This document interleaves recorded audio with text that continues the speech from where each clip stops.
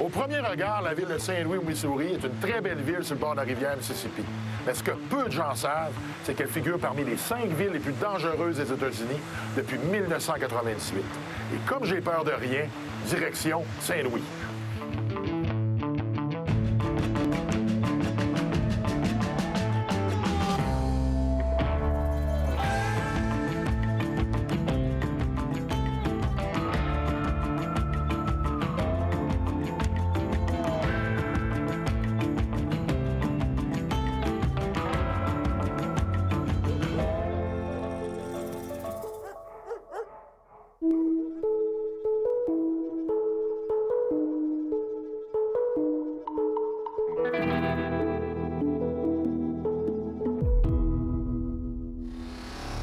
Don't get it twisted or title, miss it, I'm no insomniac. Starting like a junkie to drugs, but after dark with my crutch be at. Turn top when the lights turn down, vamping your life, but ain't on where blood be at. More on where the fun be at, and the riddles will have you jumping like Jack.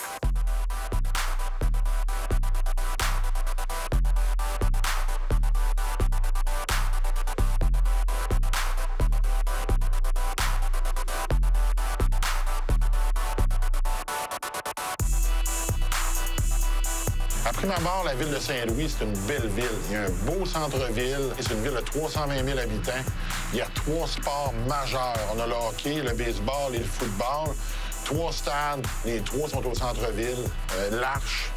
Ça fait vraiment beau. Donc, c'est difficile de s'imaginer que c'est une ville qui peut être dangereuse.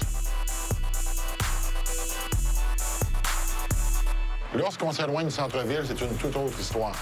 Une fois qu'on a passé la rue de Delmar, c'est complètement drastique le changement qu'on retrouve avec le centre-ville. On retrouve les différentes nationalités par quartier.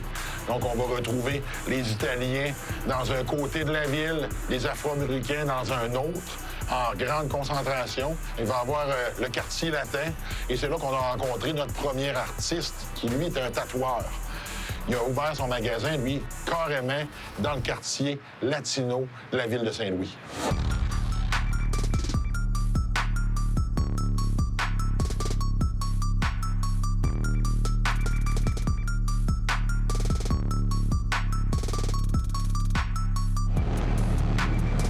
Quand j'arrive au Monster Art, on voit très clairement qu'on est dans un quartier latino et il ressort vraiment du paysage parce qu'il y a un look un peu plus industriel, un peu plus moderne.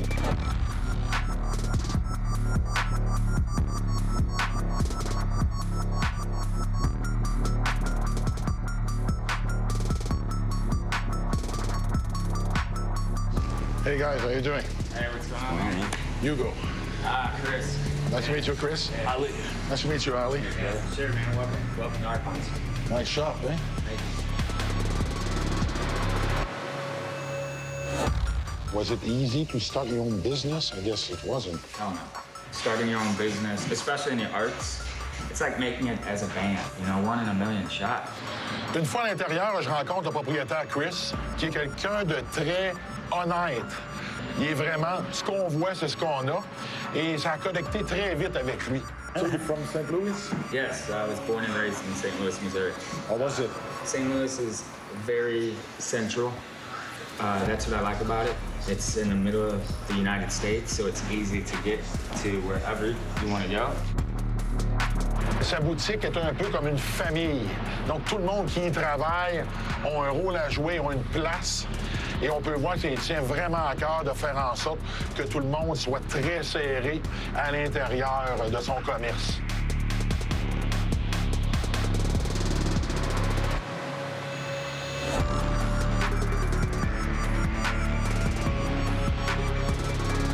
Un des individus avec qui Chris a développé un très fort lien d'amitié, c'est Ali. Ali, lui, c'est quelqu'un qui n'est pas natif de Saint-Louis. And you, Ali, how was it when you first came here? It's a completely different city. When I first arrived here, I noticed right away that it was a lot more segregated than any other city that I've been to, and I moved directly into like the middle of the hood. So was it tough in the hood? Oh yeah, they do this thing called testing your nuts. What is it? Testing your nuts, like, you know, when I moved there, even though I'm not fully white, they would call me white boy, you know, and I just have to stand my ground, like, you know, like, who are you, you know? So you have to prove yourself to actually show them that you belong there, pretty much. Donc, Ali était très au courant des us et coutumes, des gangs de rue, des ghettos, comment ça se passe ici à Saint-Louis. On est en mesure de pouvoir vraiment échanger en profondeur. A lot of them cats, the hardcore gangsters, they don't want to be that way forever because it is a hard life. It's a 50-50 shot. You're going to make it to your 20. They can see outside it, but when they're in it, they're in it.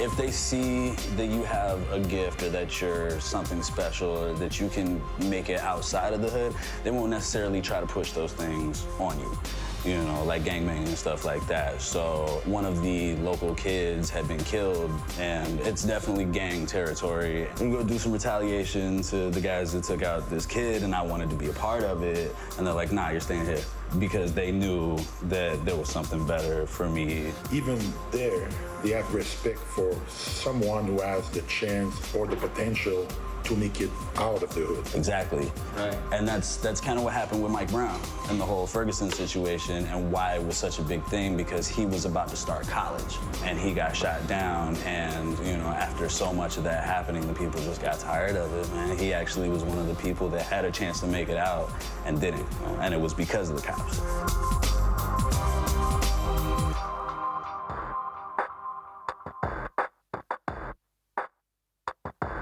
An impossible fact, man's fooled like a mime act. Invisible walls, yeah, I can climb that. Ripping the rules up, we done with them. Switch the fuel to a little something different. Ma deuxième rencontre, c'est King. King, c'est un artiste qui fait du graffiti. Pour se rendre là, c'est près du downtown. Donc, c'est quand même relativement sécuritaire. I'm stacking up the plans before it's all crushed. Never knew you had me caged down. Well, all I'm trying to do is just break out. Reach the roof for a gasp, but there can see right through it with a glassy stare. Hit the smash without giving a care. C'est illégal de le faire à certains endroits. Tellement illégal qu'on n'a pas pu le rencontrer en nous montrant son visage. Il portait toujours un foulard. Ça portait un peu à confusion parce que mon expérience personnelle m'a ramené à penser que c'était un membre de gang de rue.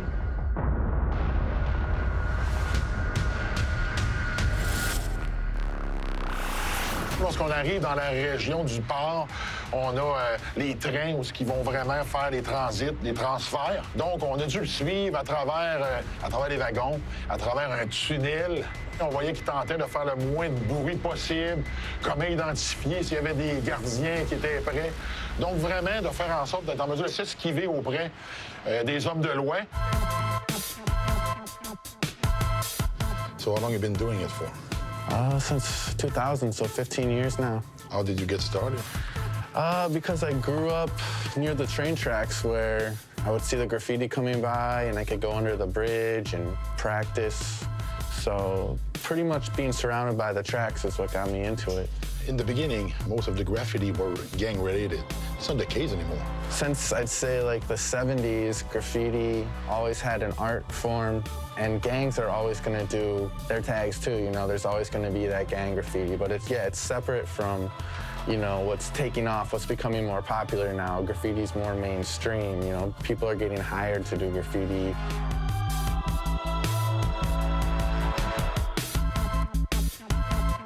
Did you get in trouble with the law before? Many times. And what happened? I could tell you one time painting with Durag, my buddy right down the wall here, we had painted a bunch of spots and we ended up getting pretty drunk.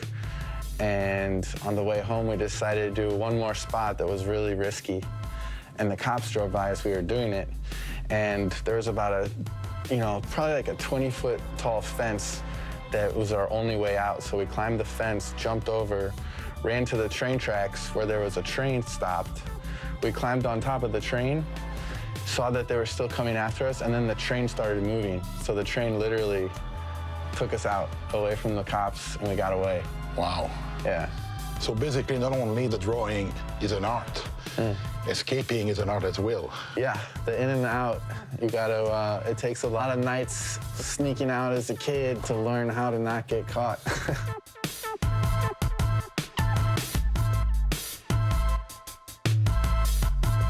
Is there any area here in St. Louis where it's legal to actually perform graffiti? Yes, the flood wall. Donc, on s'est rendu avec lui dans une partie de la ville, sur le bord de la rivière, où on peut retrouver des murs qui sont remplis de graffiti.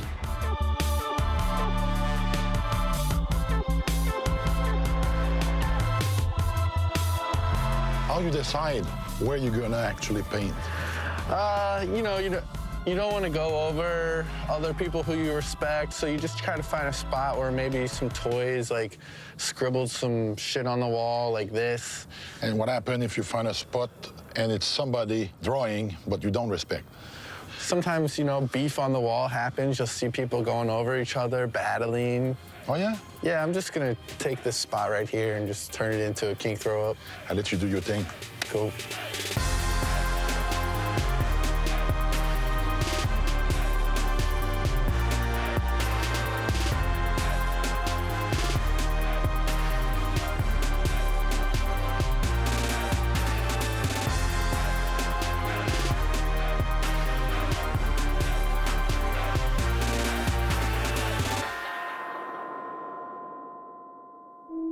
Par la suite, on est parti un peu de la même manière qu'on est venu, dans un mode furtif, aussi furtif que je peux l'être, étant donné mon gabarit.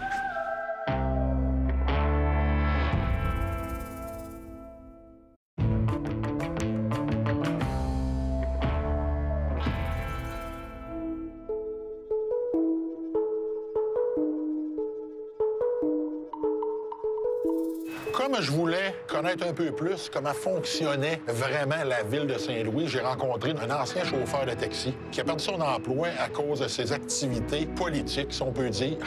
Mr. Umali, you were driving for the police cap, right? 10 years. You're now not driving for the police cap? Got fired for my activism in Black Lives Matter. Freedom of speech. You can't even fire employees in Black Lives Matter.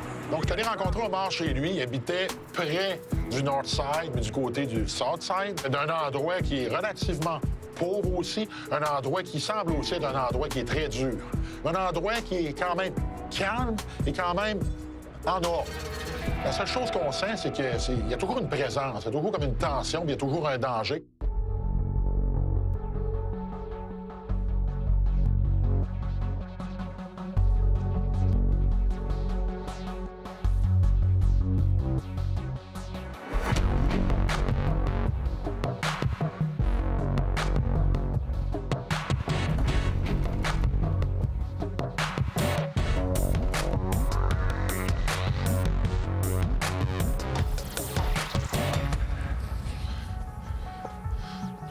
Hi.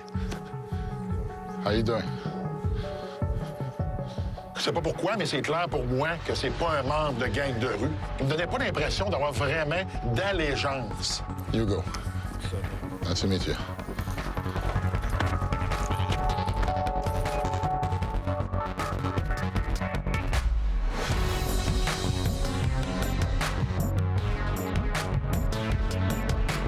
Lorsqu'on s'est mis à se promener et qu'on est rentré dans le côté du North Side, je me suis rendu compte qu'Omar n'était pas aussi confortable que j'aurais pu l'être si j'avais été quelqu'un qui habitait la ville et qui aurait travaillé dans ces endroits-là.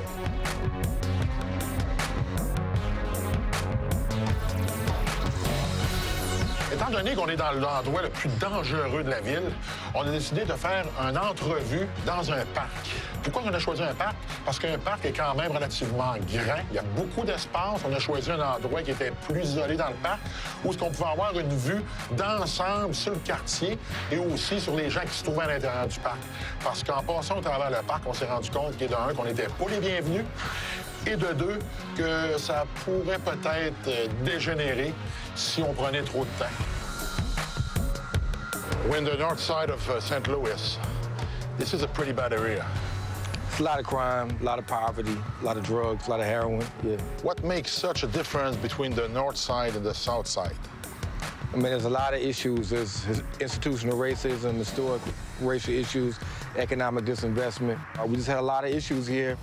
And They're not dealing with the issues correctly. All they have to offer the people is aggressive policing, and you see the situation you see today, out of control. So you've been working here as a cab driver, and you lost your job due to political activity. Yes, yes. How was it working as a driver here? A lot of drivers have been robbed, some drivers have been killed. For me personally, it was okay because, you know, I know how to deal with people. I got respect for everybody.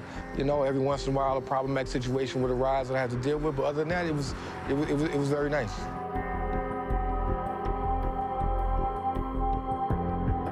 Do you have any story that you can tell me where you lost somebody close to you? Man, there's a lot of stories. The most recent, my brother-in-law was murdered about 2 months ago now. You know, 5 children, my nieces and nephews. You know, he had been in a gang. He had a very tough upbringing, had battled a heroin addiction, went to rehab. One night, saw my brother at the bar, went to the next bar, and was murdered, was shot and killed at the bar, outside of the bar. And was it related to his former activities or just happened? It's all speculation because no one really knows what happened. Okay. They just know he was killed, was shot several times. Unfortunately, I know many people who've been shot? Been shot and killed in the city, yeah.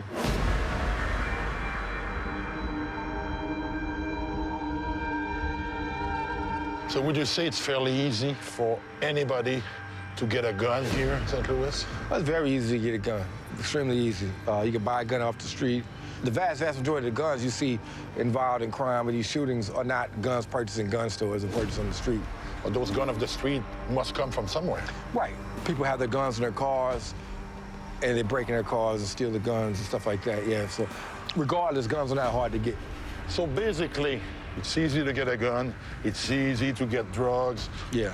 So pretty much all criminal activities, it's fairly easy to get in. It's fairly easy to get in. What's hard to get in is to get into college and get a good job. That's what's hard. So the opposite. The opposite. The good stuff is hard. The good stuff is hard, and the bad stuff is easy. And the bad stuff is easy, yeah.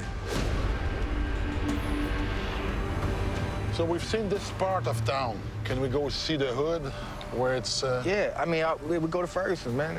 You know, see what made the world headlines. Let's go. Let's go, man. All right.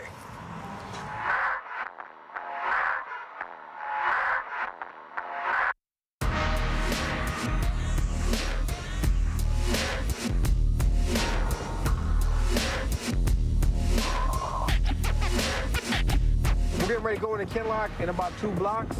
Kinloch is a historic black community which has basically been destroyed by development and drugs, all kind of shit. And Ferguson was a historic white community. There used to be a fence dividing Kinloch and Ferguson. The last time I took a film crew to Kinloch, they tried to lock us up with Al Jazeera. Kidding me. Nah. So the police were trying to... It's a very corrupt police department. Oh, yeah? Yeah, I got one guy I'm kind of cool with on the police department there, but it's a very corrupt police department. Everywhere you see fields used to be buildings or houses. And, you know, if you look at the right, these are some of the last apartment buildings left. It's just basically been vacant and abandoned. This was once a thriving, booming community where you had jazz clubs out here and movie theaters, and some of the oldest black institutions west of the Mississippi River were out here. And basically now all you see is just chaos and abandonment. Wow. See, look, this stretch of road was all businesses.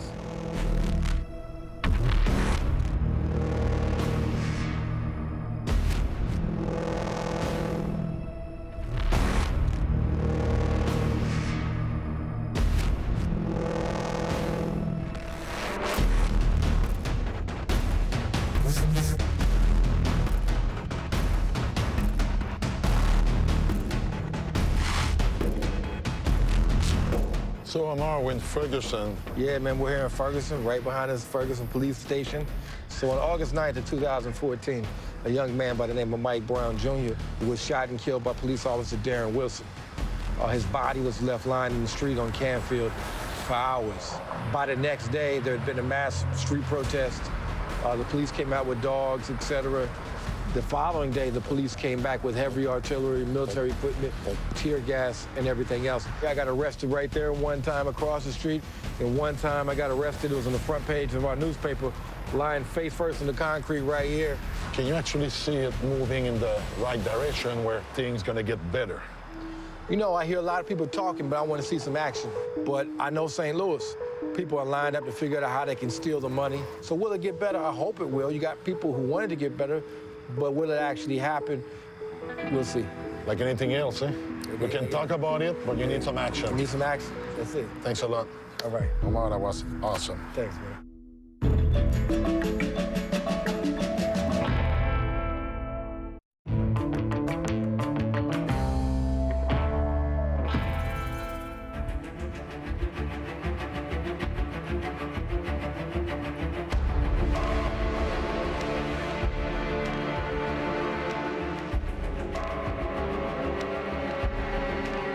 Pour mieux comprendre comment ça fonctionne, le danger, la criminalité à Saint-Louis, il faut vraiment se promener de nuit. La nuit, c'est là qu'on dirait que la ville prend vie. Non seulement à Saint-Louis, mais la plupart des grandes villes américaines, dans les ghettos, c'est là que ça se passe. Les gens consomment, les gens bougent, les gens se promènent, les gens sont à l'extérieur. Donc, j'ai décidé d'y aller avec Ali.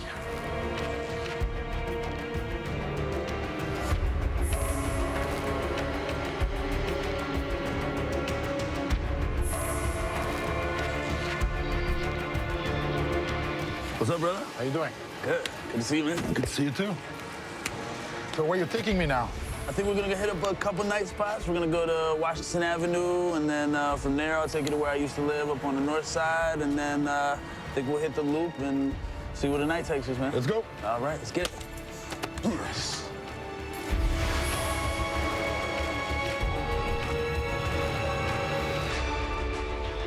Ali, étant donné que lui-même a fait partie des gangs de rue, il connaît vraiment leurs habitudes, leurs coutumes et surtout les endroits où ils opèrent. Donc, on s'est rendu encore une fois du côté nord de Delmar et on s'est promené et Ali, lui, nous a fait un peu des témoignages de sa vie à l'intérieur de ce district-là.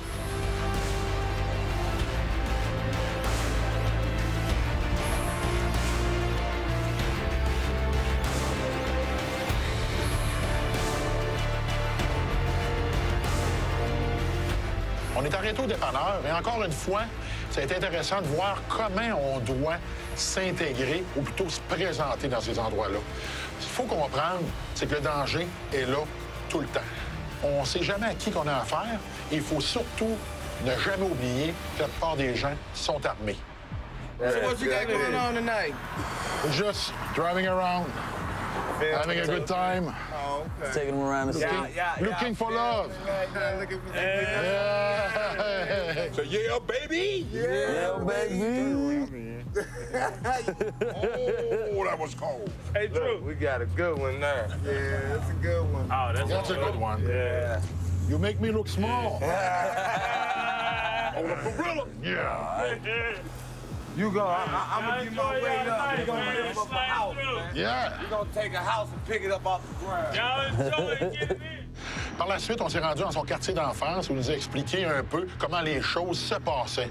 Non seulement du mauvais côté de la loi, mais aussi leur relation avec les autorités. La manière dont la police perçoit les jeunes de 14 à 24 ans. Une chose à pas oublier, Saint-Louis fait partie des 20 villes les plus dangereuses au monde.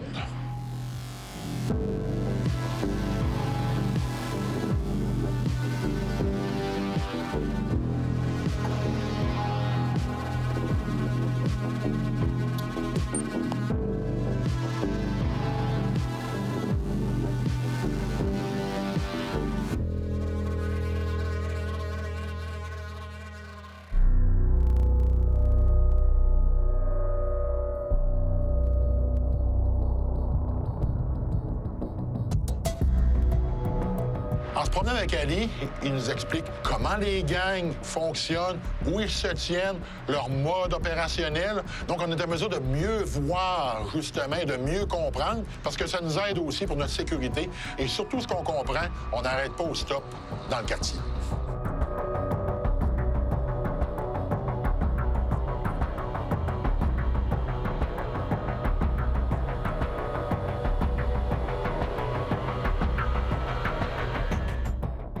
All save our Doe Street. Relatively safe as long as, as long as you're a good person. Like you saw, we just went to the projects and, I mean. There's a way to hang out in those projects. There's Exactly. a way to behave, around those streets. Yeah, like if you come in there, acting a certain way, then of course people are gonna respond to you that way, especially if you come in a place that you're not familiar with, going like, yeah, I'm the shit. Oh, you're the shit, huh? How about that? You still the shit? I bet you're the I shit. bet you shit yourself, huh? Yeah.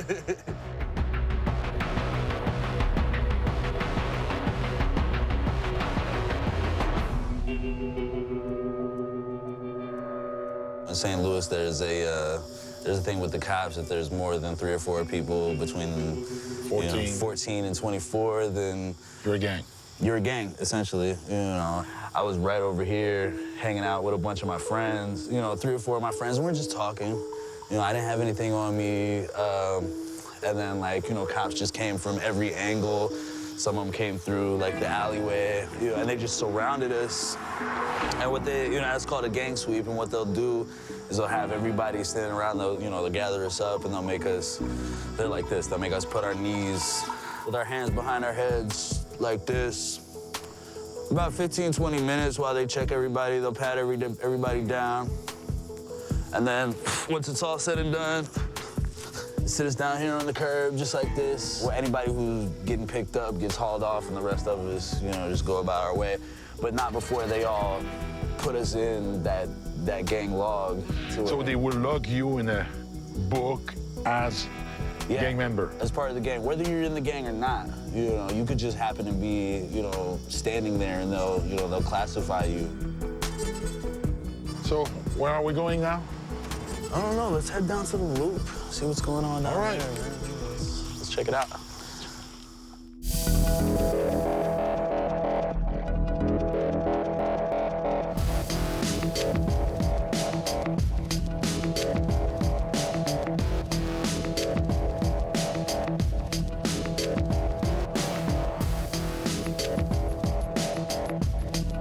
On a décidé de les manger. Donc, on s'est rendu dans un endroit où on peut fumer la chicha parce qu'Ali en consomme. Et sur place, on était en mesure de pouvoir avoir une discussion beaucoup plus en profondeur sur son expérience de vie ici à Saint-Louis.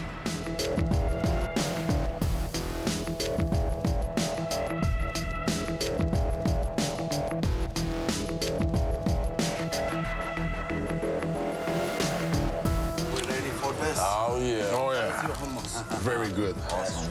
Thank you. Don't miss the garlic sauce with the chicken. It's really good. Okay, thanks. Thank you so much. Bon appétit, huh? Definitely. That's French. What does that literally translate? Like, good appetite? Yeah, good appetite.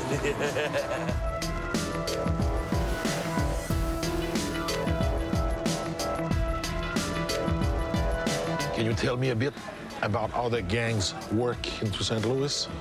The gangs, will kind of provide protection for that neighborhood, just the people in general, or that's at least how they see it. And then there's the underbelly, which is these gangs are kind of put together to sell dope. And then kind of protecting their neighborhood from rival gangs. This is the only city that I've ever seen where, Crips on one side and they'll war with a different set of Crips on another side. Usually you go to different cities and they'll be unified. These Crips over here and these Crips over here. This is their neighborhood, this is their neighborhood. But if somebody gets caught selling dope, on an intersection, it could turn deadly just like that, and it does a lot of the time.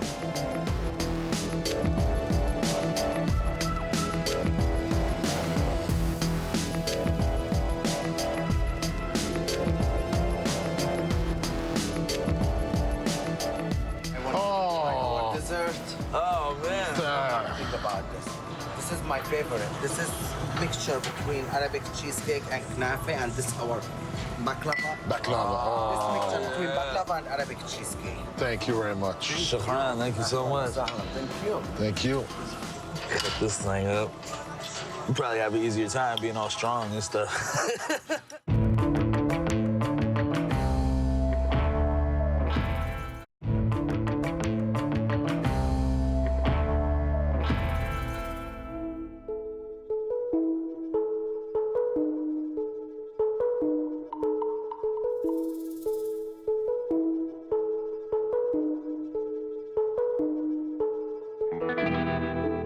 Saint-Louis de jour et de soir est complètement différent.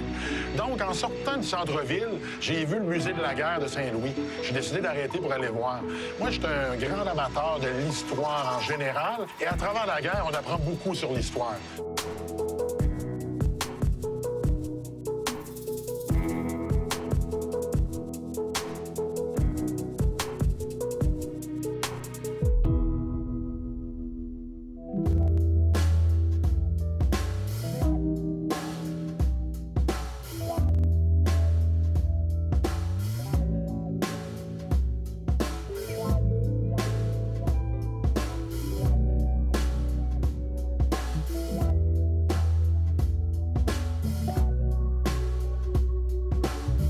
Ici, on a des casques allemands, là, des vrais casques. J'en possède un d'ailleurs. Ce qui est le fun, c'est qu'à l'intérieur, on retrouve le numéro de série. Et j'ai été en mesure de faire des recherches et de trouver à quel soldat il appartenait.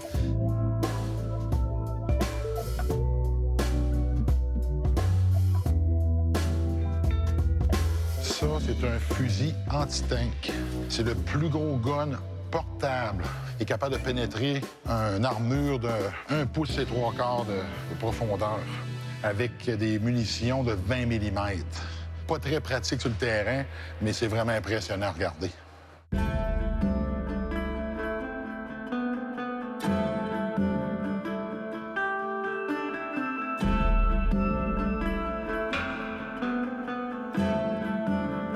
How you doing? I'm all right.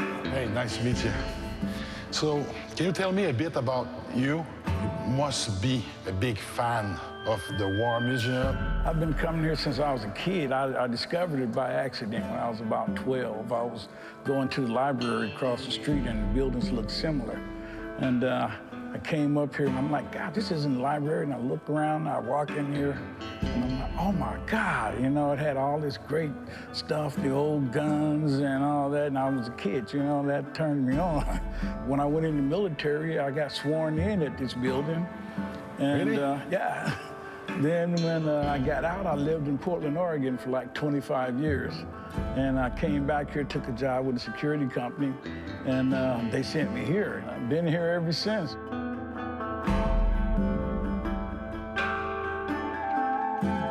As a veteran, what it means for you, all those artifacts? You first have to understand that everything in here, it came from St. Louis veterans. They picked up things on the battlefield, or they sat down and they had some spare time and they made things with their own hand. So it actually tells not only about the history of the war itself, it tells about the citizen. Yeah. St. Louis participated in those wars. Yeah. You can say it's almost like Rome and its citizen soldiers.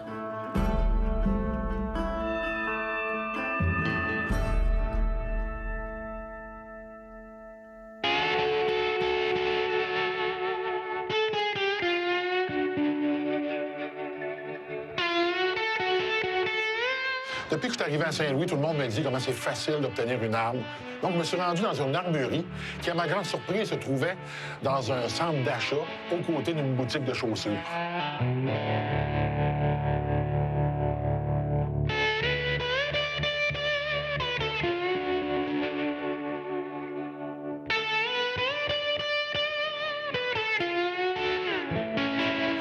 Une fois rentré à l'intérieur, ce qui m'a vraiment frappé, c'est le grand nombre d'armes disponibles, d'armes de poing surtout, qu'on peut toucher, manipuler et possiblement qu'on peut peut-être aller tirer avec.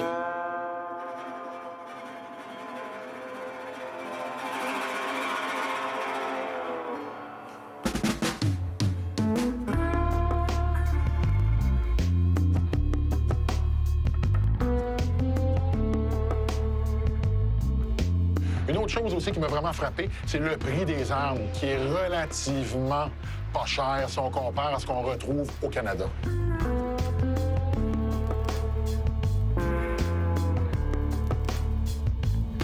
I'm Aaron. Hugo. Hugo, good to meet you, sir.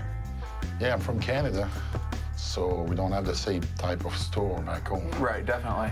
If you handle anything in the shop, we just ask you to clear it, point it in a safe direction. Okay.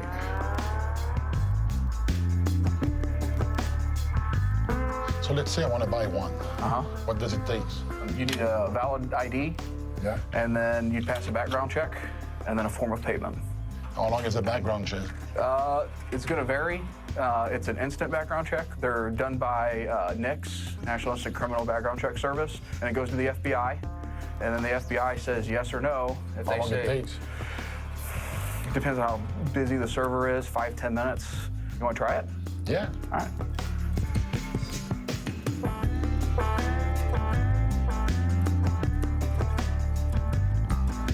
And you strike me as not Hispanic. That's funny, eh? Yeah. The United States government got caught giving firearms over to known or associates of Mexican cartels. Okay. So if you check Hispanic on this box, they run you through an additional database of known cartel members. Okay. My question to you is, are you telling me that only Hispanics are corruptible and blacks, whites, Asians, Native Americans, etc., would not do something? You'd think you'd run everybody. But they just run them. They just run them. It's funny. Yeah. What is your thought on the fact that, you know, like there's a lot of handgun out there? Criminals are always going to break into cars. They're always going to break into homes. And one thing that I preach to people constantly is responsible firearms ownership. And what does firearm ownership mean? It means, you know, keeping it away from kids, keeping it away from felons, keeping it away from people who are not authorized. But it also means when you go to a baseball game, you take it and you lock it in a safe. The problem is you get a lot of people that are just not educated. And they get access to a gun. Yep. They actually doesn't do proper ownership of the gun. Yep, they don't train with it. They don't know how to use it. Thank you for calling FBI NICS. How may I help you? Good. I've got a gentleman from Quebec, Canada that wants to purchase a long gun. Is that possible? It is.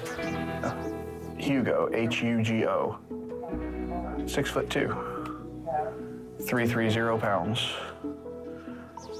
Not Hispanic, white.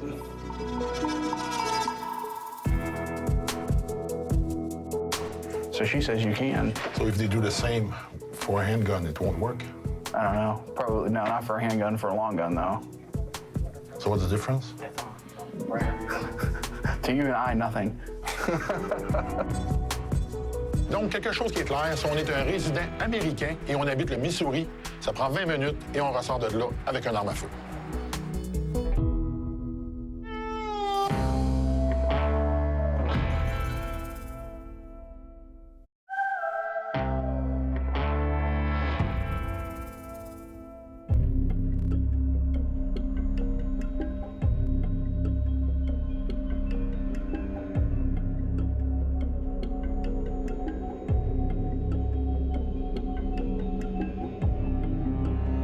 Quand on se promène dans les rues, il faut comprendre qu'on dérange.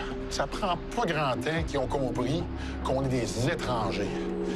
Et avoir le regard des gens, on n'est pas les bienvenus.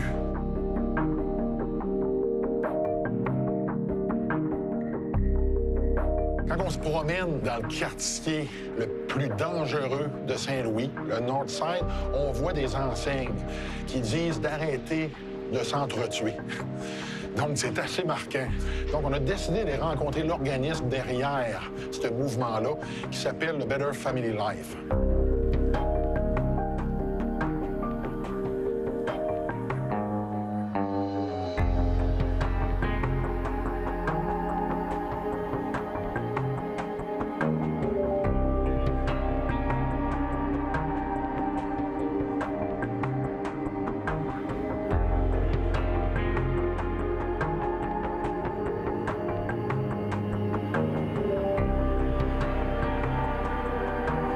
What's up, guys?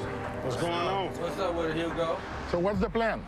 We're about to get out in this neighborhood. What we're going to do, we're going to hit some blocks over here and some residents that need some resources.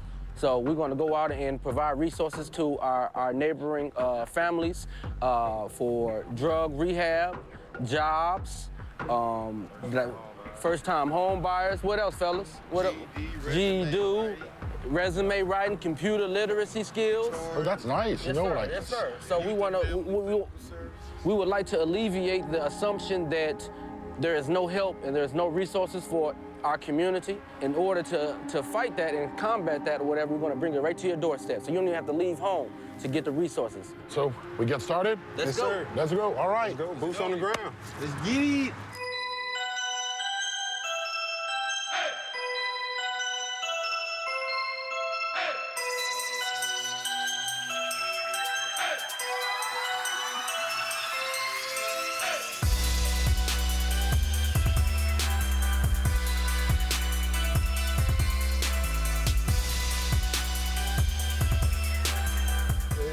In a minute, bro. I support the movement, man. Love what y'all doing, man.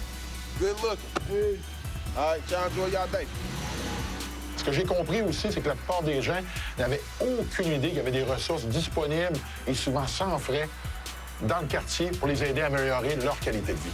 How you doing? I'm Better Family Life, passing out information about resources that we have available for the neighborhood. Every Wednesday at 1 o'clock, we're making an opportunity for people to get jobs. So if you know somebody who needs a job, send them up there to us. All right, have a nice day. Thank you. You're welcome. Accept the gate.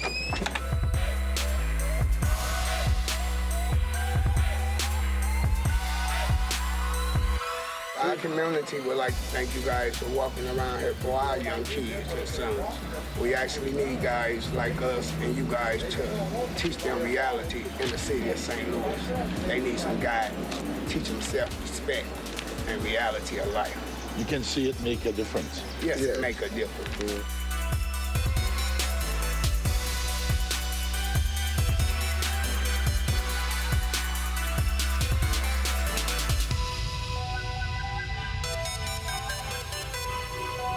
I support what Better Family Life is doing. I've been on the run now for about 5 years. And if I had the opportunity to do something different, I would. And I thank y'all for doing this. Keep up the good work. Yes, sir, brother. We're gonna give you a call. Come on up, man.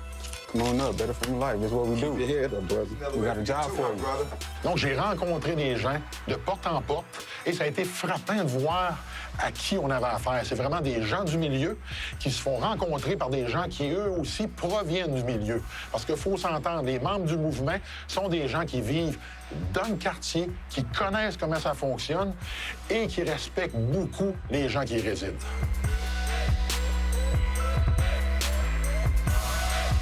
Sometimes when you do it, can you actually see yourself through them? Absolutely. All the time.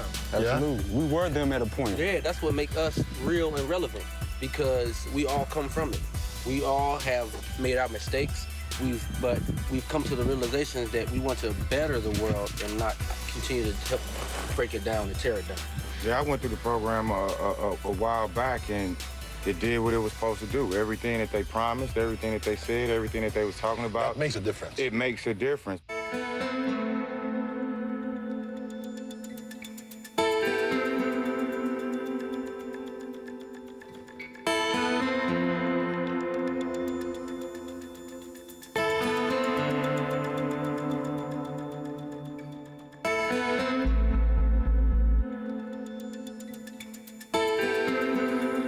Ce qui est vraiment frappant, c'est le contraste qu'on peut retrouver sur la même rue. Derrière moi, il y a des résidences qui sont quand même très bien. Et juste de l'autre côté de la rue, on regarde des maisons abandonnées et des maisons qui ont vraiment besoin de travaux. C'est la réalité des ghettos ici.